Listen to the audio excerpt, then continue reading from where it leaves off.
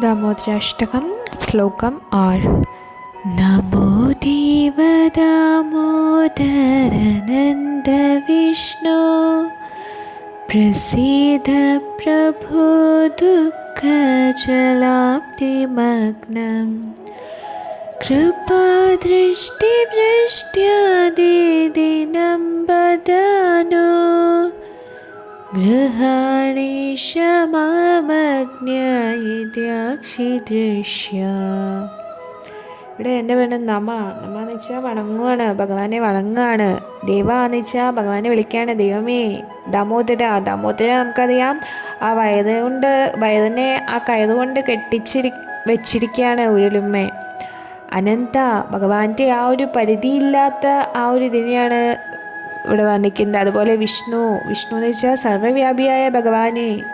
പ്രസീത എന്ന് വെച്ചാൽ സന്തോഷം. പ്രഭു എന്ന് വെച്ചാൽ ഭഗവാൻ തന്നെയാണ്. ദുഃഖശാല, അതായത് ഭൗതിക ദുരിതങ്ങളുടെ ആ ഒരു ശൃംഖല. അബ്ധിമാനം, സമുദ്രത്തിൽ മുങ്ങി. കൃപാദൃഷ്ടി വൃഷ്ടി, അതായത് കരുണാമയമായ ആ നോട്ടങ്ങളുടെ മഴയാൽ. ആദിദീനം, വളരെ വീണുപോയ. ബദലസ്, അനുഗ്രഹ, ദയവായി സ്വീകരിക്കണമേ. ഈശ ഹേ പരമ സ്വതന്ത്രനായ ഭഗവാനെ. മാം, എന്നെ. അജ്ഞതയാൽ ഏതി, ദയവായി വരണമേ എന്നാണ് പറയുന്നത്. പിന്നെ അക്ഷിദൃശ്യ, അതായത് കണ്ണുകൾക്ക് ദൃശ്യമാണ്. അപ്പോൾ ഇവിടെ എന്താ പറയുന്നത് വെച്ചാൽ ഭഗവാനോട് പറയാണ്, പരമദിവ്യോത്തമ പുരുഷനായ ഭഗവാനെ, ഞാൻ അങ്ങയെ സ്വാദരം പ്രണമിക്കുകയാണ്. അല്ലയോ ദാമോദര, അനന്ത, വിഷ്ണു, അല്ലയോ പ്രഭു, എന്നിൽ സംപ്രീതനായാലും എന്നാണ് പറയുന്നത്.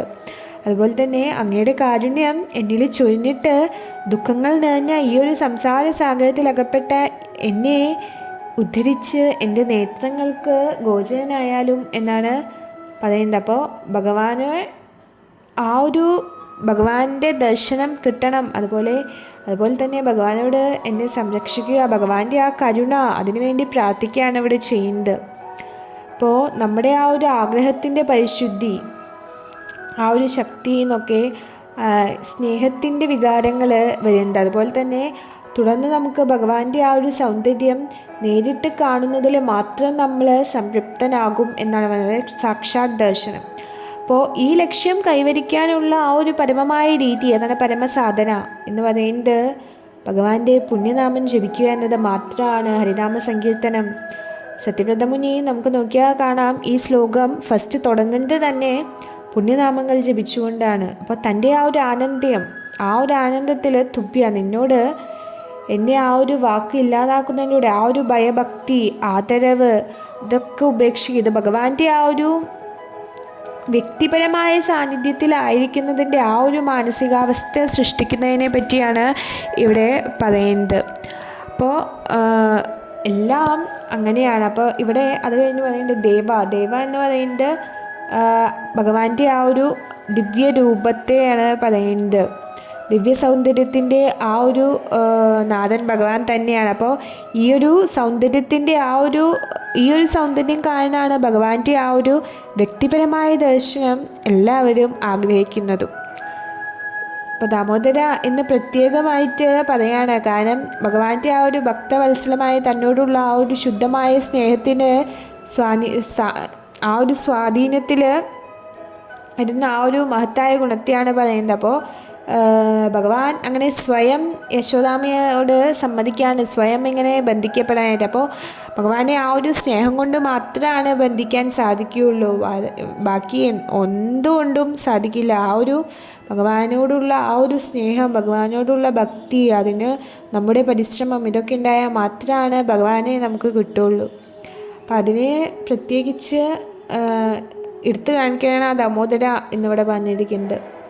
അപ്പോൾ ആ ഒരു ശുദ്ധമായ ഭക്തിയുത സേവനം ഒക്കെ എങ്ങനെ നേടാം, ആ ഒരു യോഗ്യത എങ്ങനെ നേടിയാലാണ് ഭഗവാനെ കാണാൻ കഴിയുക എന്നാണ് പറയുന്നത്. അപ്പോൾ പിന്നെ അനന്തൻ എന്ന് പറയുന്നത് ഭഗവാൻ ആദ്യം അന്തം ഒന്നുമില്ല, തുടക്കവും അവസാനം ഒന്നുമില്ല. ഭഗവാൻ എപ്പോഴും ആ ഒരു ഭഗവാന്റെ വിനോദങ്ങളിലും ലീലകളിലും ഏർപ്പെടാനായിട്ട് ഒരുപാട് രൂപമെടുത്ത് വരുന്നുണ്ടെങ്കിലും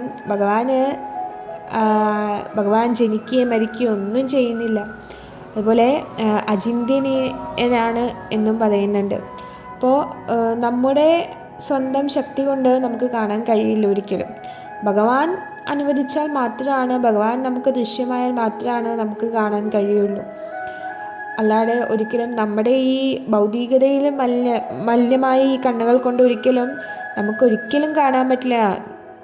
ശ്ലോകത്തിൽ വേണ്ട ഓം അജ്ഞാനതിമിരാന്ധസ്യ എന്നാണ് നമ്മൾ പറയുന്നത്. അപ്പോൾ നമ്മുടെ ഈ കണ്ണുകളെ അജ്ഞത ബാധിച്ചിരിക്കണം. അപ്പോൾ നമുക്കൊരിക്കലും ഭഗവാനെ നമ്മുടെ ഈ ഒരു കണ്ണുകൊണ്ട് കാണാൻ പറ്റില്ല. അപ്പോൾ അതുകൊണ്ടാണ് ഭഗവാൻ നമുക്ക് ഈ അർച്ചനാ വിഗ്രഹമായിട്ട് നമുക്ക് കാണുന്ന രീതിയിൽ നമുക്ക് വന്നിരിക്കുന്നത്. അപ്പം അത്രയും കരുണയാണ് ഭഗവാൻ. അപ്പോൾ അങ്ങനെ വന്നിരിക്കുന്നത് തന്നെ നമുക്ക് ആ ഭഗവാനു വേണ്ടി സേവനം ചെയ്യാനായിട്ട് എളുപ്പമാക്കാൻ വേണ്ടിയാണ്.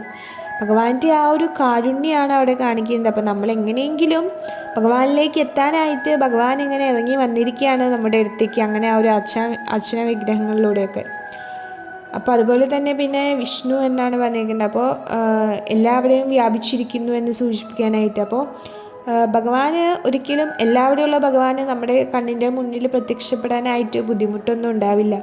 അപ്പോൾ അതുപോലെ തന്നെ ഈ ശ്ലോകത്തിൻ്റെ അവസാനം ഈശ എന്ന് പറയുന്നുണ്ട്. അപ്പോൾ അത് പൂർണ്ണമായും ആ ഒരു സ്വതന്ത്രമായിട്ടുള്ള പരമമായ ആ ഒരു നേതാവിനെ സൂചിപ്പിക്കുന്നതാണ്. അതുപോലെ ഇവിടെ അവസാനം എന്താ പറയുന്നത്, ആ പരമദിവ്യോത്തമ പുരുഷനായ ഭഗവാനോട് പ്രാർത്ഥിക്കുകയാണ്, ഈ പ്രാർത്ഥന സ്വീകരിക്കുക. കാരണം ഒന്നിനും ഭഗവാനെ പ്രവർത്തിക്കാനായിട്ട് പ്രേരിപ്പിക്കാൻ കഴിയില്ല. ഭഗവാൻ എപ്പോഴും സ്വന്തം ഇച്ഛയാൽ സ്വന്തം ഇഷ്ടത്തിനനുസരിച്ചാണ് എല്ലാം ചെയ്യുന്നത്. അല്ലാണ്ട് ഭഗവാനോട് ആർക്കും ഒന്നും ആജ്ഞാപിക്കാനോ അല്ലെങ്കിൽ അതിനൊന്നും കഴിയില്ല.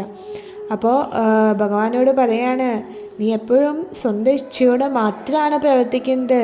അപ്പം എൻ്റെ ഈ പ്രാർത്ഥന സ്വീകരിക്കുകയോ സ്വീകരിക്കാതിരിക്കുകയോ ചെയ്യാം, എന്നാലും ഞാനിതൊക്കെ ഒന്ന് പ്രത്യാശിക്കുകയാണ്. അപ്പോൾ പ്രസീത എന്ന വാക്ക് അതുപോലെ തന്നെ ആ പരമദിവ്യോത്തമ പുരുഷനായ ഭഗവാന്റെ കാരുണ്യത്തെ സൂചിപ്പിക്കുന്നതാണ്. ഭഗവാൻ തന്നിൽ പ്രസാദിക്കുമെന്നും അതുപോലെ ഭഗവാന്റെ കാരുണ്യത്താൽ അനുഗ്രഹിക്കുമെന്നും എപ്പോഴും ഭക്തൻ പ്രതീക്ഷിക്കുന്നുണ്ട്. എന്തുകൊണ്ടാണെന്ന് വെച്ചാൽ അവൻ ആ ഒരു ദുഃഖ ജലാബ്ദിമഗ്നം, അതായത് ആ ഒരു ദുരിതത്തിൻ്റെ സമുദ്രത്തിൽ ഇങ്ങനെ മുങ്ങിക്കൊണ്ടിരിക്കുകയാണ്.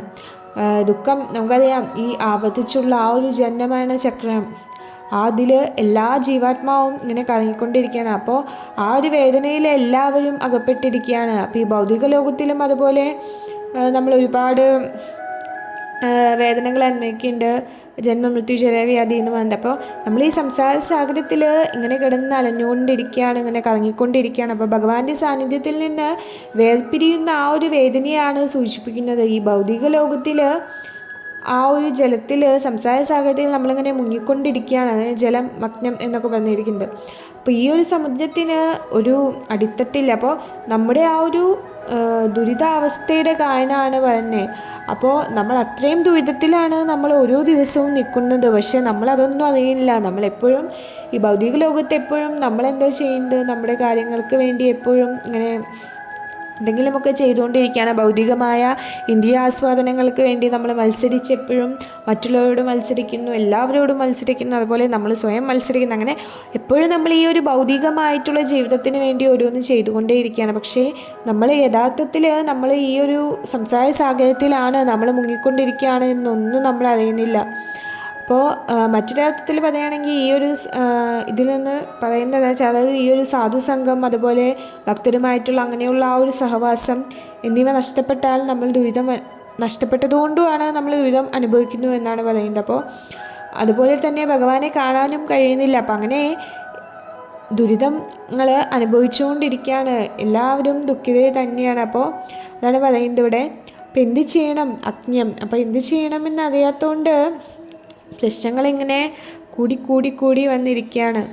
അപ്പം അതിനാൽ ആ കൃപാദൃഷ്ടിവിഷ്ടം, അതായത് ഭഗവാന്റെ ആ ഒരു കാരുണ്യം കൊണ്ടുള്ള ആ ഒരു കരുണാമയമായ ആ മൃദു പോലുള്ള ആ ഒരു നോട്ടം ഞങ്ങൾക്ക് കിട്ടുകയാണെങ്കിൽ അതുവഴി ഭഗവാന്റെ ആ ഒരു അനുഗ്രഹം ലഭിക്കുകയും നമ്മുടെ ആ ഒരു ജീവിതം നല്ല പോലെ ജീവിക്കാനും നമുക്ക് കഴിയും എന്നാണ് പറയുന്നത്. അപ്പോൾ ദയവായിട്ട് അതാണ് പറയുന്നത്, ഞങ്ങളുടെ കണ്ണുകൾക്ക് മുന്നിൽ ദൃശ്യമാവണേ എന്നാണ് ഇവിടെ പറയുന്നത്. അപ്പോൾ അതാണ് ഈ ഒരു പ്രാർത്ഥനയുടെ പ്രത്യേകത എന്ന് പറയുന്നത്.